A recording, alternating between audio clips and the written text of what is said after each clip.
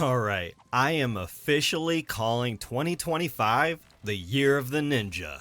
I mean, come on. We just had two of the most iconic ninja games released around the same time. That being Ragebound and The Art of Vengeance, which I'm going to be starting right after I upload this video because it looks amazing. Seriously, that art style and that character action style combat, I'm so excited to jump into that one. And these games, they weren't just handed off to any developer. The new Shinobi game, it was handed off to Lizard Cube, the studio who made Streets of Rage 4. And the game we're talking about today was made by none other than the Game Kitchen, the studio behind Blasphemous, a Metroidvania so eager that Igarashi himself approves, because we even got a free Bloodstained crossover DLC called Strife and Ruin. For me, that was the ultimate fan service. And if you're part of our Discord, just know that my profile picture, I've had it for years. I've been following the Game Kitchen closely for about as long as I've been following Supergiant Games and Team Cherry and New Blood Interactive, because I feel like people forget how important Dusk was for the retro shooter scene.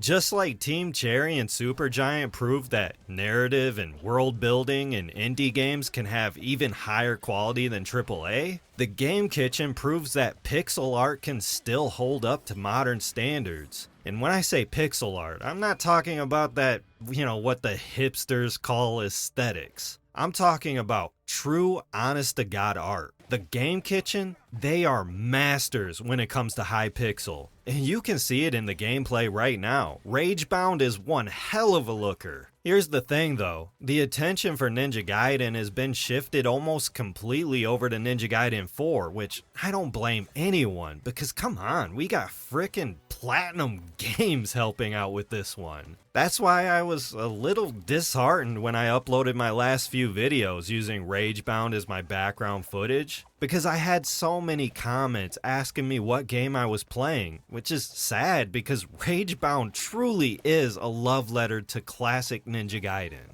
This isn't the Game Kitchen's typical Metroidvania though. No, it shares a lot of DNA with the classic action platformers of the NES, but without any of the bullshit like respawning enemies constantly and aggressive knockback that would send your ass straight into Death Pit Central. Which is one of the things I really appreciate about Ragebound, is that when you get knocked back, there's this second wind mechanic where you get a second jump that allows you to save yourself from death. It's called the guillotine boost. It's amazing, okay? I've heard a lot of people call this extreme fairness because in Ragebound there's a lot of checkpoints, maybe a little bit too many, at least on normal mode. And you can swing your sword around as much as you want instead of committing to every strike. And I understand where people are coming from. Ninja Gaiden as a series, it's always been known for being brutally difficult. Some would argue that Ninja Gaiden was the Dark Souls before Dark Souls. But I feel like if Ragebound was built off of a bunch of clunky, archaic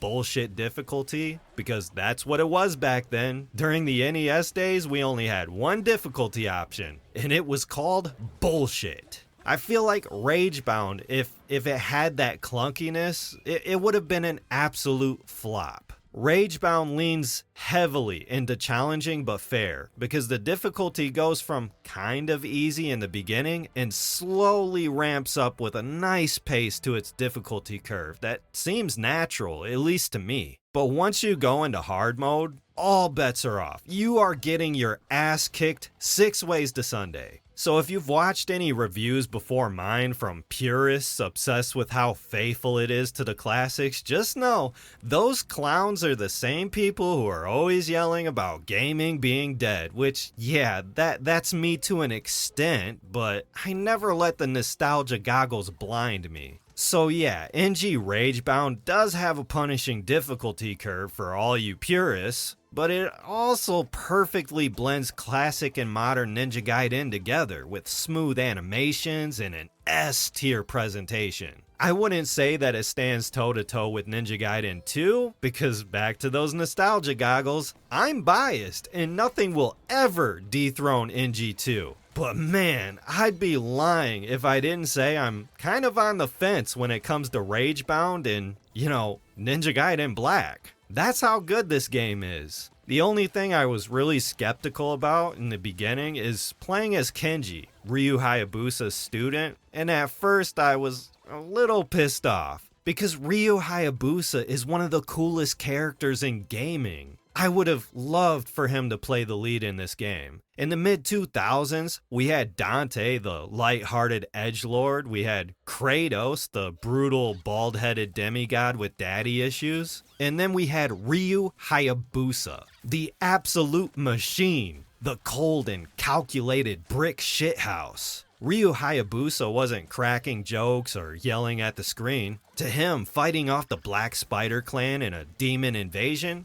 it was just another Tuesday. And that's what made him so damn cool. So yeah, a little disappointed about that one, but it quickly melted away simply because of how fun the gameplay is. It's so damn addicting. I won't go too much in the story, but you also play as Kumari, a ninja from the Black Spider Clan. And honestly, there really isn't much of a story here, and that's fine. It's pretty much like any other Ninja Gaiden game. It's only there to push the gameplay forward and feel like more of a complete package. The gist of it is that after Ryu leaves to go do his thing in the first game, this being a prequel and all, Kenji ends up meeting Kumari while trying to stop the demons from taking over the world. Yeah, very typical. Their souls become intertwined and now you got a little ninja companion character similar to Midna from Twilight Princess helping you with the major story beats. You collect the MacGuffin crystals, the CIA tries to get in the way of your goals, and then you seal the demon gate. Pretty damn cut and dry to me, but it wasn't bad, and it did help me get immersed in the world a little bit more than just feeling like I'm playing an arcade beat 'em up. This game is like 10% story and 90% gameplay, which I'm all for. This ain't no damn RPG, okay? And when it comes to gameplay, Ragebound absolutely shines, taking the series back to its 2D side-scrolling roots with linear levels that have you constantly slicing through enemies with fast-paced combat. If you're good enough,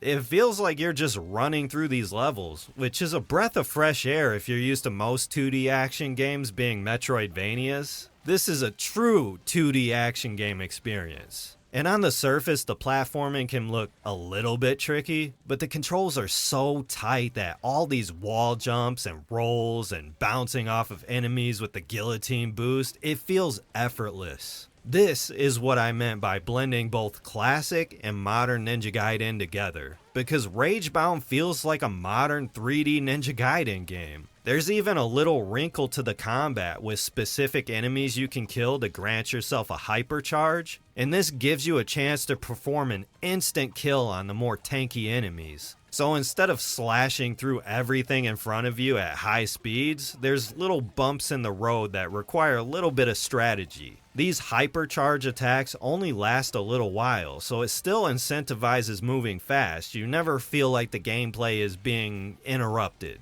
And that's what makes Ragebound so chaotic. It's one of the few games that made me want to learn how to speedrun. Mostly when I play a game, I just take my time, soak it all in, try to savor the experience. But Ragebound, it's a lot like the Sonic games, where you spend multiple hours on a single level trying to chase S ranks. The whole game took me around 6 hours to complete, which is a little bit short, but there's so many challenges, so many collectibles to find, like the crystal skulls and the golden scarabs they return, as well as these special missions you can play through aside from the main story. The way Ragebound does its score system really makes it feel like this game was meant to be played through multiple times. And I feel like that's something we're missing from a lot of games today. They feel like they're only meant to be played once, so when they end up going over the 30-hour mark, they can feel exhausting by the end. Taking a great game that could have been,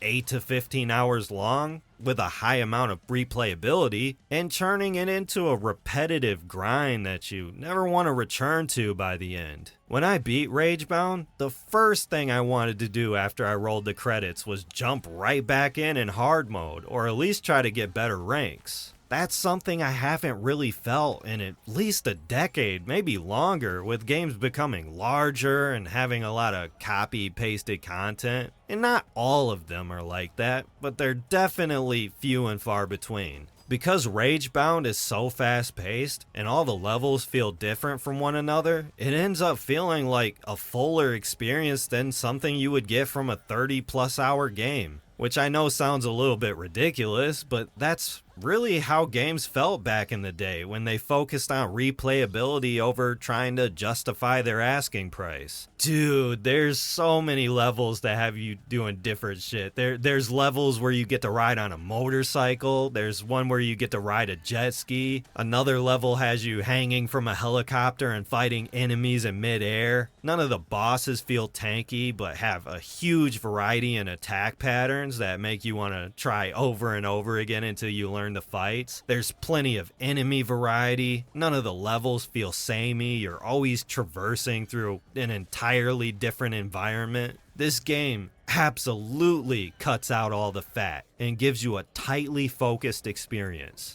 If you're one of those types of people that love replayability in your games, I'd say Ragebound has an almost overwhelming amount of content to keep you busy. But if you're not, it's still a fun-ass short experience that you can at least feel good about yourself for completing. You have no idea how many games I stopped playing midway through because I just got bored and wanted to play something else, so I just got distracted. So I fully embrace having something I can complete over, a weekend, maybe in 2 sittings, and then I can feel accomplished over it. The Game Kitchen, they are absolute goats, and I can't wait to see what they come up with next. Now I'm off to play Shinobi Art of Vengeance and see what Sega has cooked up for us. I highly recommend Ninja Gaiden Ragebound, even if you're not a Ninja Gaiden fan. This is one of the best action platformers I've played in a long while. Fingers crossed for Ninja Gaiden 4, and I hope Team Ninja and Platinum Games knocks it out of the park. Because we've waited too long for this return. I'd say Ninja Gaiden is back, okay? We are so back. But that's it for me. I'll catch you in the next video. Later.